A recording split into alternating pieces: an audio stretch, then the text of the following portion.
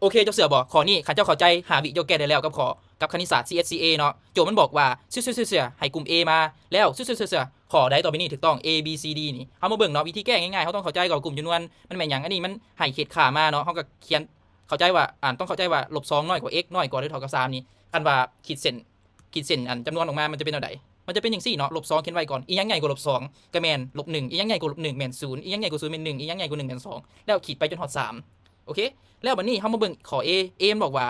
-3บรรจุอยู่ใน A บ่-3มันมีบ่ในเส้นจำนวนเฮา-3บ่มีแสดงว่าข้อนี้บ่เอาแล้ว3บรรจุอยู่ใน A เฮามาเบิ่งว่า3มีบ่3มีแล้วในนี้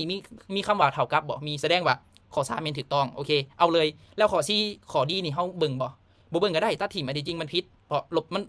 ข้อ C นี่มันบอกว่า-2มันอยู่ใน A บ่-2อยู่นี่เนาะเอ้ามันก็มี-2ไปยังคือบ่เป็นคำตอบอยู่นี่เนาะโอเคเหตุผลเพราะว่าอยู่นี่บ่มีเท่ากับแสดงว่าข้อนี้แม่นบ่เอาแสดงว่าข้อนี้จึงผิดไปเลยแล้วข้อนี้มันบอกว่า2บ่บรรจุอยู่ใน A คำว่าบ่บรรจุแสดงว่าเฮาบ่ต้องมากดขึ้นว่า2มันมีบ่2มันมีได้แสดงว่า2บรรจุอยู่ใน A เนาะแสดงว่าข้อนี้ก็ผิดโอเคแสดงเฮาได้ B คำตอบเฮาก็สามารถตอบได้เลยอันที่จริงนะคันว่าเข้าใจแล้วให้มาแก้เบียกบ้านตัวนี้เนาะให้ตอบมาว่าออกข้อใดโอเคตอบมา